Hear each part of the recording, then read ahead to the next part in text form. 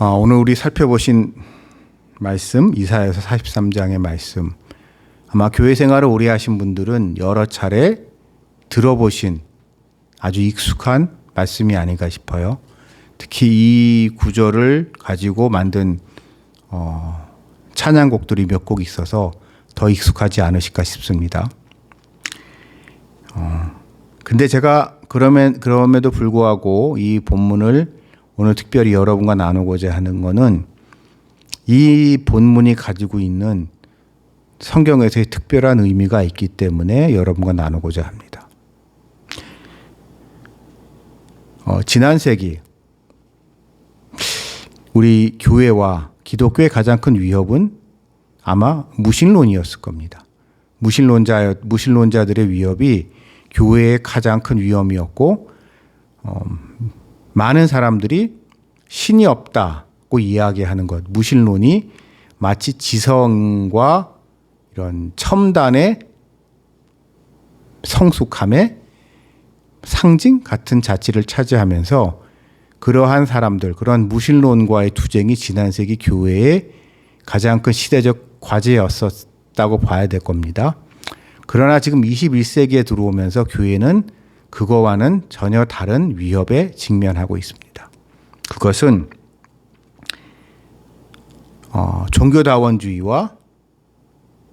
종교다원주의라고 봐야겠죠. 종교다원주의와 더불어 다른 신앙들, 다른 종교들의 위협이 기독교의 가장 큰 현실적인 위협입니다. 생각보다 많은 사람들은 더 이상 과거와 같이 기계적인 세계관, 합리주의적 세계관에 그렇게 함몰되어 있지는 않습니다.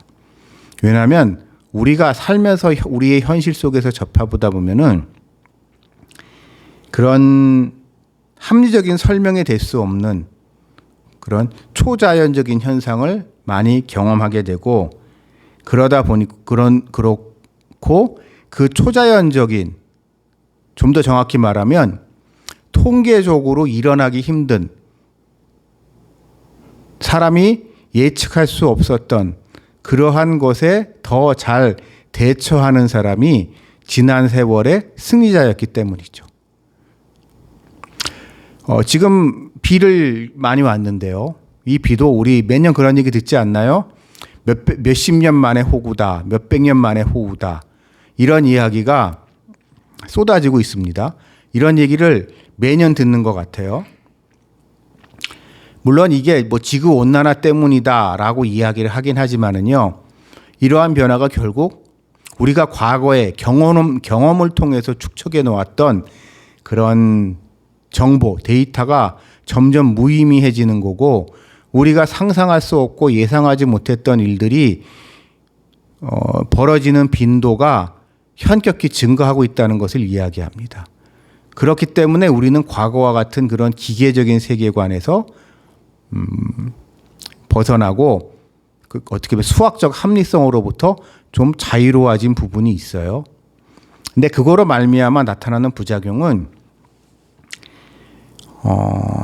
하나님이 없다고 얘기하지는 않지만 이것도 하나님이고 저것도 하나님이고, 하나님이 꼭 기독교의 하나님, 여호와 하나님만이 하나님인가라고 하는 그런 다원주의적 내진 영성주의적인 접근이 우리 사회에 폭넓게 퍼져 있는 거죠.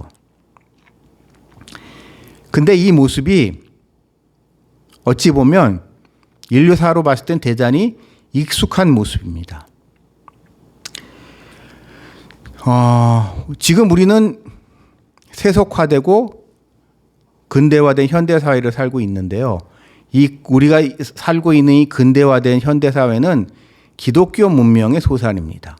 기독교 문명이 일어나기 전에는 어찌 보면 다원주의적인 사고, 다신교적 사고가 사람들의 상식과 같았던 시대를 사람들은 살고 있었어요. 그것은 고대 근동 이스라엘의 상황도 마찬가지였습니다. 모든 민족, 모든 부족들은 자기네들만의 고유한 신을 가지고 있었고, 그 신이 자신들의 수호자로서 그 영적인 존재, 초월적인 존재, 자기의 부족신, 민족신에 의지하는 것이 그들의 삶의 가장 중요한 목표였고, 그러면서 각 민족과 각 부족들은 서로 충돌하면서 지내고 살아왔습니다. 그러면서 서로 한편으로 싸우긴 했지만 서로 공존해야만 했기 때문에 서로의 필요를 위해서 상대방의 종교, 상대방의 섬기는 신을 서로 인정하면서 그렇게 사람들은 살아왔습니다. 근데 그런 세상에 희한한 집단이 하나 나타난 거예요. 바로 이스라엘이라는 유대인들, 그러니까 이스라엘 사람들이라는 아주 특이한 사람들이 등장을 합니다. 이 사람들은 사실 그 지역에서 참 별볼일 없는 사람들이에요. 히브리인들이라는 사람들 자체가 어원적으로 떠돌이라는 의미를 가지고 있습니다. 떠돌이. 정착하지 못하는 떠돌이. 요즘으로 말하면 약간의 이제 학자들의 논란이 있지만 그런 의미를 가지고 있어요. 이주 노동자 있죠.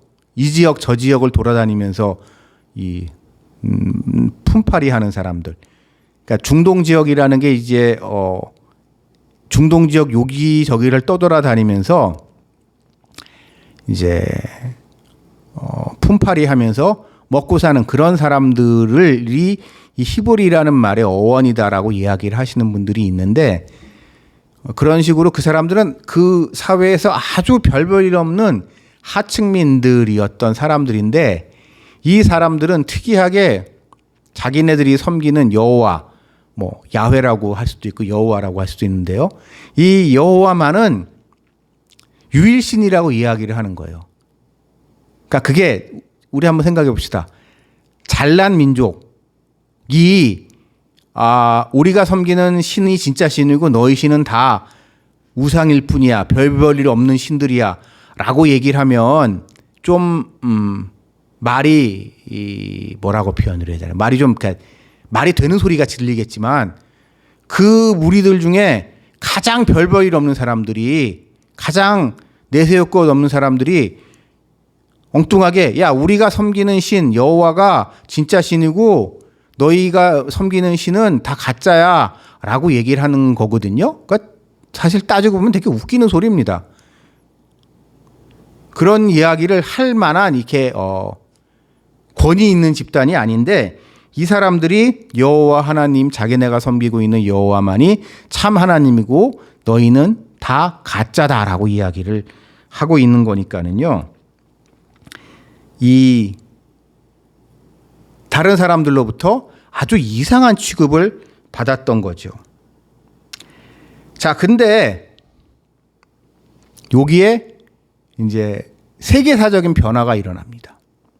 즉, 우리가 성경에서 익숙한 아수르라고 얘기하는 아시리아가 등장을 하게 돼요. 아시리아라는 사람들은 그 이전에 중동의 여러 패권 국가들과는 좀 많이 다른 사람들입니다. 일단 한마디로 제일 세요.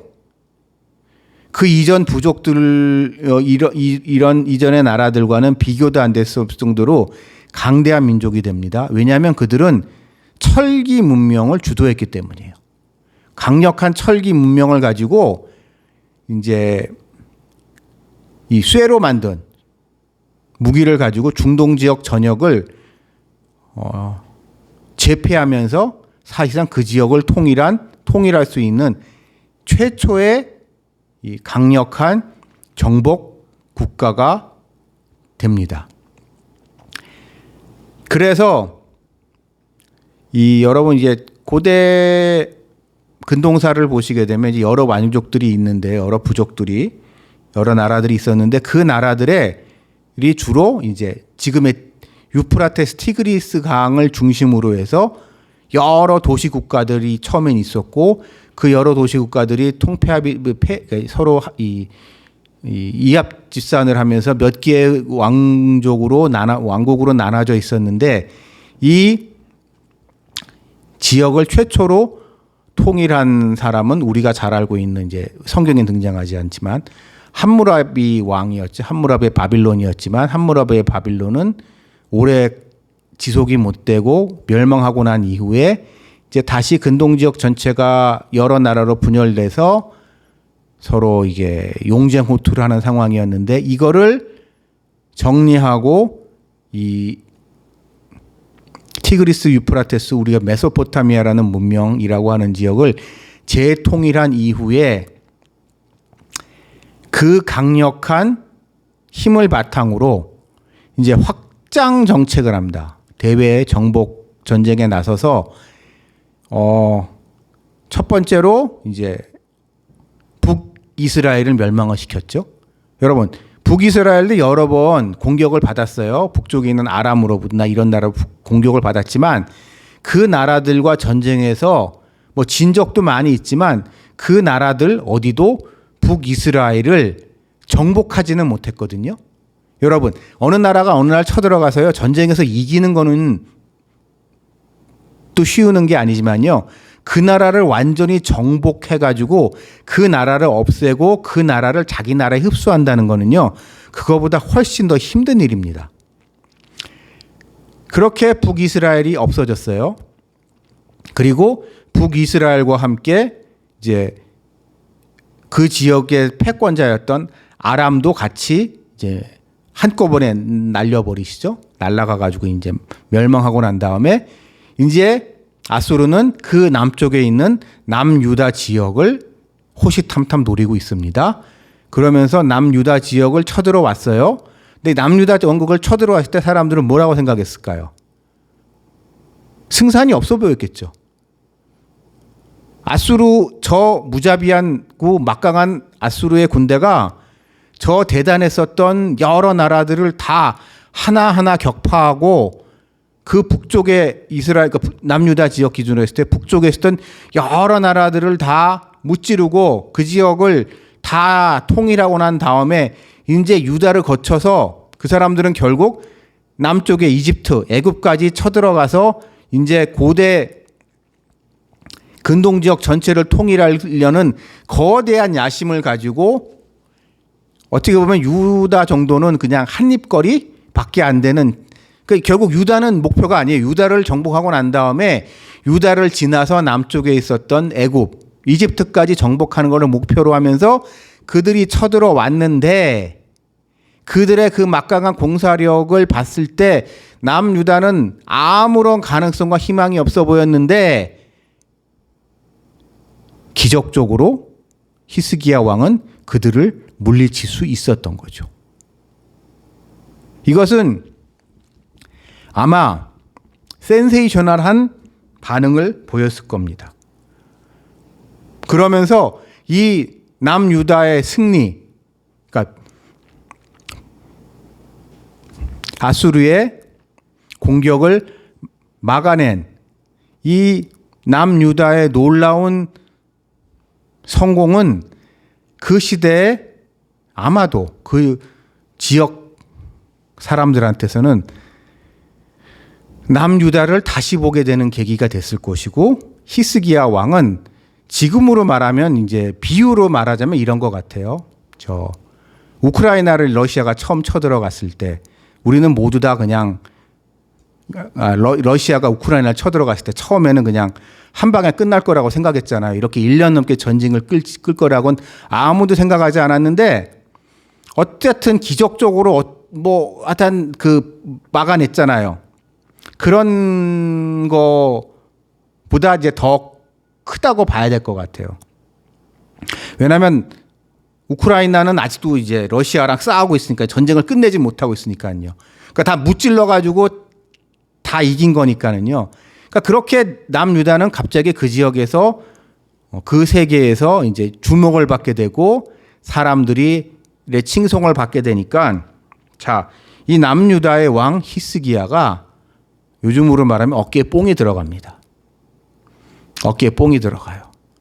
다른 나라 사람, 다른 나라에서 다 그러지 않겠어요? 아수르의 위협에 처했던 수많은 나라들이 히스기야를 찾아와서 아마 그랬을 것 같아요. 야, 어떻게 당신은 저 막강한 아수르를 갖다가 물리칠 수 있었는지 비법을 비결을 가르쳐 달라고 많이들 그랬을 겁니다. 그러면 그렇게 되면 그런 얘기를 듣다 보면 사람이 이제 어깨에 뽕이 들어가거든요. 그래서 이제 어깨에 뽕이 들어가 있었는데 그때 우리가 잘 알고 있는 이제 알고 있듯이 히스기야가 죽을 병에 걸리게 되죠. 죽을 병에 걸려서 이제 죽게 됐는데 선지자 이사야가 기도를 했더니 하나님께서 그의 생명을 연장시켜 주시죠. 그의 생명을 연장시켜 주니까 그것 또한 이제 사람들 사이에서 화제가 됐을 겁니다. 우리도 뭐 잘 알지만은 이 신유의 은사, 죽을 병에서 살아나는 것만큼 사람들한테 이 임팩트 있는 게 없거든요. 근데 그런 일이 거기서 벌어지고 나니까 히스기야는 더 이제 우쭐해진 상황이 됐고 그런 히스기야를 찾아온 바벨론의 사신들한테 자랑질을 하죠. 자랑질을 하니까 하나님이 그때 이사야를 통해서 심판의 말씀을 하십니다. 너 지금 까불고 있는데 결국 너의 자손들은 너를 쟤네들이 다 잡아갈 거야. 바벨론. 쟤네들이 잡아갈 거니까 너 각오하고 있어.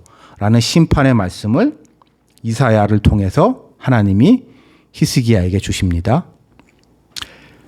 저는 이 말씀이 바로 오늘의 이 말씀, 지금 이것이 이 말씀이 벌어진 그 상황입니다. 근데 이 모습을 보다 보면 이제 우리나라 모습을 생각하게 돼요. 저는요, 일명 국뽕들을 매우 싫어합니다. 그러니까 유튜브의 부작용 중에 하나가 국뽕 채널들, 조회수를 뽑아먹기 좋은 국뽕 채널들이 이래 자극적인 이야기들이 사람들을 이상하게 현혹시키는데요. 우리들 가끔 그렇게 얘기하는 사람 있어요. 우리 민족은 아주 우수하다. 우리 민족은 원래 잘났다. 이런 이야기 하면서 마치 우리가 우리는 잘 살 수밖에 없었어. 우리는 잘 될 수밖에 없었어라고 이야기하는 사람들이 있는데요. 전 그건 절대 아니라고 생각합니다. 그렇다면 옛날에 왜 그렇게 못 살았을까요? 우리가 잘 살 수 있는 거는요. 우리가 잘 살 수 있게 되는 여러 가지 외적인 요인들의 일이 있었기 때문에 이러한 결과가 나타난 거죠. 그냥 우리가 원래 그렇게 잘났으면은요, 원래 옛날부터 늘 그렇게 잘 살았어야만 합니다. 제 이야기는 그렇게 우리가 교만해져 있어요.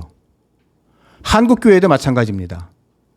지난 세월 한국교회 전 세계에서 가장 폭발적인 성장을 했고 폭발적인 놀라운 부흥이 일어났던 한국교회. 그러니까 한국교회 지도자들 사이에서는 말할 것도 없고 한국교회 성도들 사이에서는 이상하게 다른 나라 교회와 다른 나라 교회의 이 성도들을 얕보는 아주 나쁜 그런 분위기가 좀 퍼져 있는 게 있습니다. 마치 이런 거죠. 한국 교회가 그러니까 세계 교회를 선도해야 된다. 말은 그럴듯하죠. 세계 선교를 한국 교회가 이끌어야 된다. 틀린 얘기는 아닌데요. 그 말 속에 가지고 있는 위험성은 한국 교회만 특별하다. 뭐 그런 얘기 하시는 분들 가끔 계세요. 이 마지막 시대에 한국 교회에게 부여된 특별한 사명이 있다고 얘기하시는 분들이 있는데 그거는요. 모든 그리스도인에게 주어진 특별한 사명입니다. 한국 교회만 있는 에게만 주어진 특별한 사명이라는 것은 있을 수 없습니다. 모든 그리스도인들은 하나님 앞에서 그의 민족, 그의 인종 이런 거와 상관없이 모두 다 하나님의 자녀로 그들을 다 똑같이 사랑하시고 그들에게 같은 보혈의 은혜를 베풀어 주신 하나님이시기 때문에 한국 교회만의 특별한 사명 이런 건 좀 있을 수 없다고 생각합니다. 근데 한국 교회는 좀 그런 다른 민족에 대해서 말도 안 되는 우월감들을 가지고 있는 분들이 계세요. 자, 근데 그러다 이제 코로나가 터졌습니다. 여러분도 아시다시피. 코로나가 터지면서 다들 이제 난리가 난 거죠. 다들 난리가 났는데 많은 어려움들이 있었습니다. 교회도 어렵고 세상도 어려웠습니다. 다들 예상하지 못했던 이 일에 어쩔 줄 몰라서 우왕좌왕하면서 한 2년 내지 3년 정도의 세월을 보냈습니다. 자, 근데 올해 들어오면서 이제 드디어 코로나가 끝났다고 얘기를 합니다. 더 이상 코로나로 인한 제한은 없어졌습니다. 올해를 기점으로. 그래서 다른 분야들은 다 정상화가 됐습니다. 다른 모임들은 다시 잘 하고 있습니다. 그래서 사람들이 여행을 엄청나게 다니고 있습니다. 공항 한번 가보세요. 공항까지 갈 필요도 없고요. 여러분, 여행 좀 가보려고, 외국 여행 한번 가보려고 비행기표 한번 구해보세요. 비행기표 구하기도 힘들고요. 비행기표 값이 엄청나게 올랐습니다. 비행기마다 만선이고요. 관광지마다 한국 사람들로 미어 터집니다. 근데 그건 그만큼 사람들이 이제 일상으로 돌아갔다는 거예요. 코로나 이전으로. 근데 이상하게요. 교회는 안 그래요. 대부분의 교회들이 코로나 이전의 모습을 회복하지 못하고 있습니다. 안타깝게도. 뭐 정확한 숫자는 모르겠지만 교회마다 물론 편차는 있겠지만 최소 아무리 적게 잡아도 교회 출석 인원은 3분의 1은 줄어드는 것 같다고 그러더라고요. 대부분. 주일 예배. 그리고 또한 많은 교회들이 교회 내에서 하고 있었던 여러 행사들을 다시 시작을 못하고 있습니다. 그러니까 주변에서 보게 되면은요. 그러니까 코로나 기간 동안 정부에서 처음엔 다 비대면으로 하라고 하다가 이제 교회에서 특별히 뭐라고 반발을 하니까 주일 오전 예배, 우리가 흔히 대예배라고 하는 주일 오전 예배는 정부에서 봐줘서 그건 했는데 이제 수요저녁 예배는 말할 것도 없고 주일 오후 찬양 예배나 이런 거 다 못하게 했죠. 그러다 보니 근데 그래서 그런 걸 안 하고 사람들이 주일날 교회 가가지고 오전 예배 한번 하고 오는 거로 교회가 바뀌었었습니다. 근데 이제 코로나가 끝났어요. 코로나가 끝났으면 코로나 이전 같이 주일에 오전 예배 드리고 교회에서 같이 좀 밥도 먹고 그러고 난 다음에 주일에 오후에 찬양 예배를 한다든가 아니면 성경 공부를 한다든가 이런 교회에 수많은 소그룹 모임들이 있었는데 그런 것들이 다 안 되고 있어요. 대부분의 교회들에서. 그냥 사람들이 교회를 적게 오는 것도 적게 올 뿐만 아니라 교회에 와서도 주일 예배 한번 드리고 땡 하고 돌아가는 게 사람들의 비중이 압도적으로 늘어났고 그러다 보니까 많은 교회가 봉사자 부족으로 인해서 더 이상 옛날같이 그렇게 운영되지 못하는 교회들이 정말 많은 것 같더라고요. 전 이 모습을 보면서 참 기분이 좀 안 좋습니다. 다른 데는 다 정상화됐는데 왜 교회만 이전의 모습을 회복하지 못하고 있는가라는 그런 심각한 고민을 요즘 저는 하고 있어요.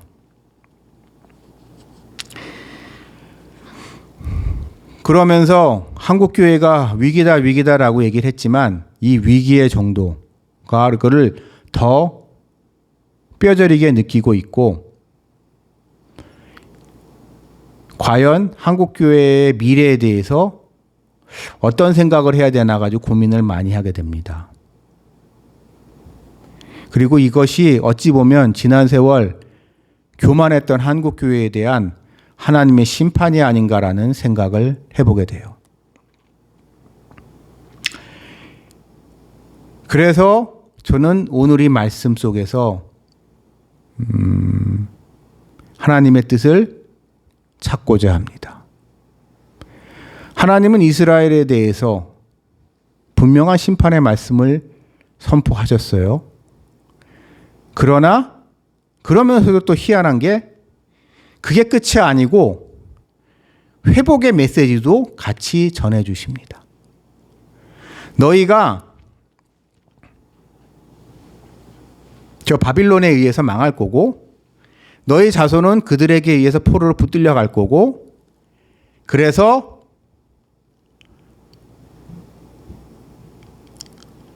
너에게는 모든 게 끝난 것 같이 보이겠지만 결국 때가 되면 내가 너희를 다시 일으키겠다 라는 말씀을 하시죠. 그런데 그 말을 들었을 때 아마 많은 사람들은 이해하기 힘들었을 겁니다. 왜냐하면 그 전까지 사람들의 그 시대의 일반적인 상식은 신은 민족의 신이고 국가의 신이기 때문에 그 민족의 멸망, 그 국가의 멸망과 함께 그 나라를 의 신, 그들을 수호한다고 하는 수호신도 같이 망하는 거라고 생각을 했고 그렇기 때문에 뭐라고 해야 되나요? 끝난 건 끝난 거라고 생각하는 게 너무 당연한 상식이었던 그 시대에 내가 너희를 다시 일으킬 거다라는 이야기는 상식 밖의 이야기였던 거죠. 쉽게 말해서 여호와 하나님을 섬기는 사람이 없으면 더 이상 여호와 하나님이 어떻게 그들을 다시 일으킬 수 있으며 여호와 하나님에 대한 제사가 끊어지면 그거로 여호와 하나님에 대한 신앙도 끝나고 생각하는 그 시대에 어떻게 그것이 가능할까라는 고민에 사람들이 의문을 가질 때 오늘 이 말씀을 하고 계십니다. 오늘 이 말씀에서 그러면서 하나님은 이사야를 통해서 이런 말씀을 하십니다. 그거는 내가 단지 너희 민족 이스라엘의 하나님 여호와가 거나 내가 아브라함의 하나님, 이삭의 하나님, 야곱의 하나님이 이기 전에 창조주 하나님이기 때문에 내가 너를 만들었고 너희를 만들었고 이 세상의 모든 것을 만들었기 때문에 이 세상의 모든 것을 만든 나의 권세 아래에 있기 때문에 결국 내가 너희는 망할지라도 나는 여전히 모든 피조물의 하나님으로서 모든 것을 창조하신 하나님으로서 이 세상을 주관하고 계시고 그렇기 때문에 나는 너희가 없더라도 내가 너희를 하고 싶은 대로 할 수 있어 라고 오늘 말씀하고 계시는 거죠. 즉 하나님은 자신의 권능을 창조의 하나님으로 하면서 그 이전의 하나님과는 전혀 다른 차원의 하나님으로 자기 자신을 격상시키십니다. 여러분 성경을 유심히 살펴보시면은 여호와 하나님에 대한 칭호가 여러 가지가 있는데 이 창조주 하나님이라는 표현은요 초창기에는 잘 등장하지가 않아요. 창조주 하나님이라는 말이 별로 강조가 되지 않아요. 이스라엘 역사에서 보게 되면. 여러분 모세오경 우리가 제일 익숙한 모세오경을 봅시다. 모세오경 앞부분에 하나님이 천지를 창조했다고 그러면서 천지를 알지만 그 이후에요 많은 이스라엘의 믿음의 선진들 예를 들어서 다윗이나 이런 사람들이 하나님에 대한 자기의 신앙을 고백할 때요 창조주 하나님에 대한 찬미 같은 게요 찾아보기 힘듭니다. 만군의 여호와 이런 표현을 많이 등장해요. 만군의 여호와라든지 권능의 하나님 이런 표현을 많이 등장해도요 창조주 하나님이라는 게 그렇게 그런 이야기 자체가 거의 언급이 되지 않아요. 근데 이 시점을 기점으로 해가지고 창조주 하나님이라는 것이 강조가 되기 시작하신 거죠. 하나님은 내가 너희를 만들었기 때문에 너희뿐만 아니라 이 세상의 모든 것을 다 만들었기 때문에 결국 내가 하려면 내가 할 수 있어. 내가 이거를 만들었을 뿐만 아니라 내가 이거 갖다가 지금도 주관하고 있고 내가 이것을 통하여 다 이루고자 하는 뜻하는 바가 있어 이걸 만들었고 그 뜻하는 바를 이루기 위해서 내가 이 세상을 만들어 가고 있어라는 것을 말씀하시면서 이스라엘 사람들한테 자신이 이것을 할 수 있는 이유를 설명하십니다. 그러면서 이스라엘 사람들한테 중요한 이야기를 하고 계시는 거예요. 즉 우리가 이런 생각을 할 수 있어요. 하나님이 그렇게 이스라엘의 하나님 여호와께서 그렇게 대단한 하나님이시라면 이스라엘이 왜 망했을까? 유다가 왜 멸망할까?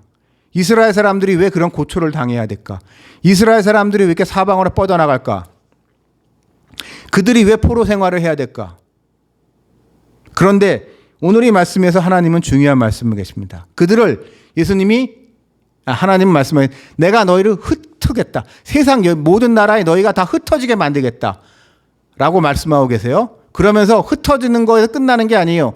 흩어진 너희를 다시 모으시겠다고 말씀하고 계세요. 즉 하나님이 그들을 여호와 하나님을 모르는 세상에 이방 민족들에게 그들을 보내신다는 거고 그들을 보내심으로 끝나는 게 아니라 그 보내신 하나님을 다시 모으시고 그들을 통하여 하나님이 이루고자 하시는 일을 이루시면서 이스라엘의 하나님을 모르던 이들에게조차도 하나님이 어떤 분이신지 하나님의 영광을 보이시겠다는 말씀을 오늘 이 말씀 속에서 하고 계신 거예요.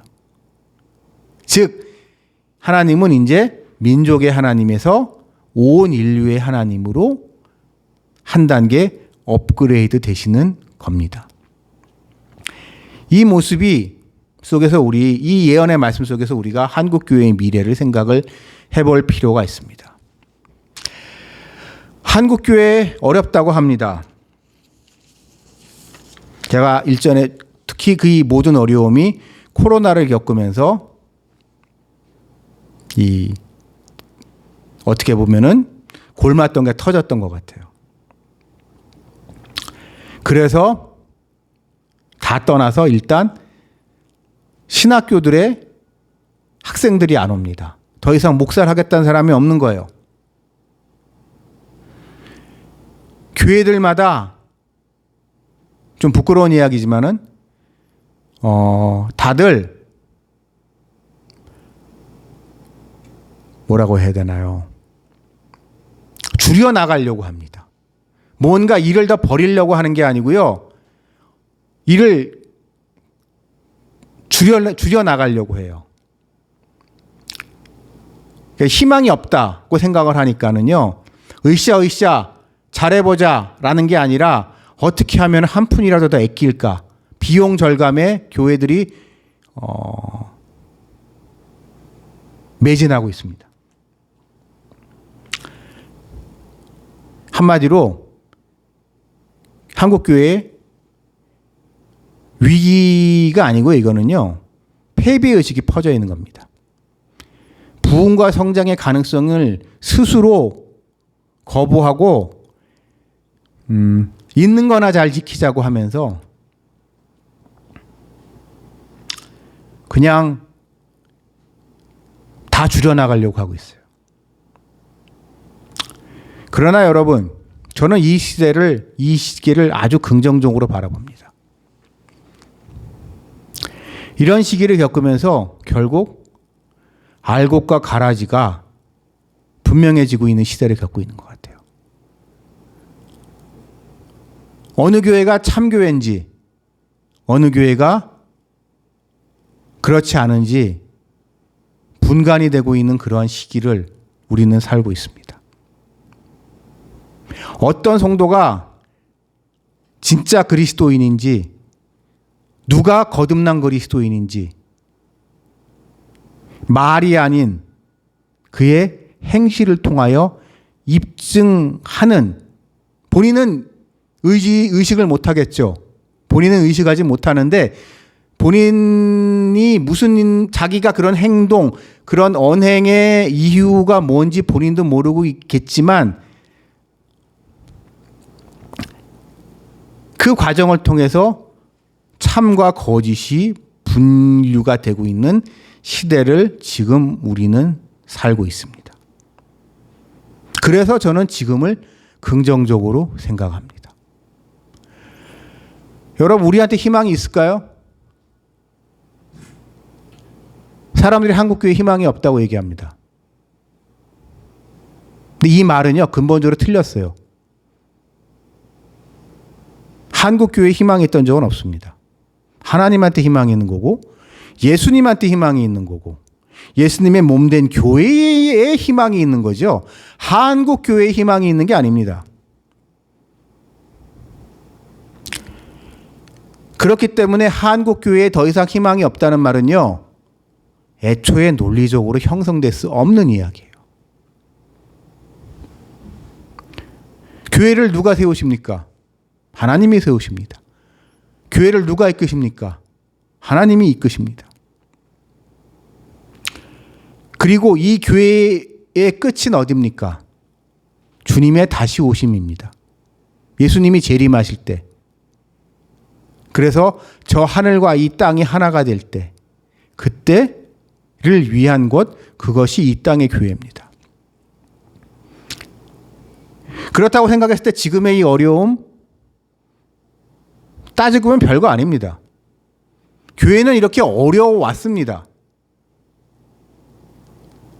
어찌 당장 지금의 자신의 사역이 어렵고 교회 형편이 힘들다고 해서 희망이 없다는 이야기를 하는 사람, 그 사람이 과연 부활에 대한 소망을 가지고 있는 사람인가? 우리가 부활에 대한 소망이 있다면요, 그까짓 거 충분히 견딜 수 있습니다. 오히려 이 어려움이 이렇게 생각할 수 있을 것 같아요. 이 어려움이 결국 말세의 징조구나. 주님이 다시 오실 날이 다가왔다는 징표이구나 라고 생각할 수도 있는 거죠. 똑같은 현상에 대해서. 이 마지막 고비를 잘 넘겨야겠구나 라고 하면서 다시 한번 구두끈을 동여맬 수 있는 그런 발상의 전환을 할 수도 있는데, 우리는 왜 그런 생각을 못하고 있었을까요? 제가 오늘 이 이스라엘 역사를 살펴보면서 이스라엘의 역사 속에서 하나님의 말씀을 생각을 해봅니다. 이스라엘 사람들이요, 아마 그랬을 것 같아요. 바벨론에 끌려가면서 이제 끝났구나. 그래, 우리가 그렇게 못살게 굴었던 이사야를 비롯한 선지자들이 우리 망할 거라고, 예레미야나 이런 선지자들이 우리한테 퍼부었던 저주의 예언들이 진짜였구나. 이제 끝났구나 라고 하면서 모든 희망을 버린 사람도 많이 있었겠지만, 그가 진정으로 여호와 하나님 믿는 사람이었다면 그 저주의 말씀, 그 심판의 말씀에 이어진 하나님의 다시 너희를 70년 포로 생활 이후에 너희를 다시 불러내서 내가 너희를 회복시킬 것이다라고 했던 그 약속의 말씀 또한 믿고 신뢰하면서 그 세월을 견뎌낼 수 있는 힘을 그들이 가지고 있었을 텐데, 아마 그러지 못했던 사람들이 많았을 거예요. 왜냐하면 당장 눈앞의 현실이 너무 막막했기 때문에. 그래서 지금 우리의 현실을 한번 바라봅시다. 여러분, 힘드시죠? 희망이 없어 보입니다. 그렇지만요, 여러분, 예수님께서는 우리에게 분명한 희망의 말씀을 하셨습니다. 내가 다시 올 거다. 내가 다시 곧 올 거다. 그때까지 조금만 참고 기다려라라는 말씀하고 계십니다. 여러분, 그러므로 우리 어렵더라도 조금만 더 참고 다시 오실 예수님을 기대하는 참된 그리스도인의 삶을 살아가시기를 바랍니다. 같이 기도하겠습니다. 하나님 아버지 감사합니다. 선지자 이사야를 통하여서 하나님을 믿는 여호와 하나님을 믿는 이들에게 주신 말씀을 이 시대에 다시 한번 읽어봅니다. 주님, 남유다의 상황과 우리의 모습 많은 부분이 겹쳐집니다. 그때도 죄악이 가득한 세상이었고 지금도 우리는 죄 중에 살아가고 있습니다.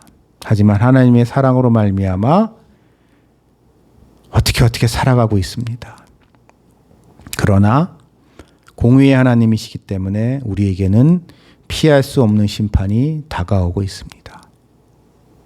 그렇지만 그리스도에 대한 희망으로 말미암아 우리가 마지막 순간까지 주님 손 붙들고 버틸 수 있도록 성령께서 우리와 늘 함께하여 주옵소서. 이 모든 것 사랑에 많으신 우리 주 예수 그리스도 이름으로 기도드렸습니다. 아멘.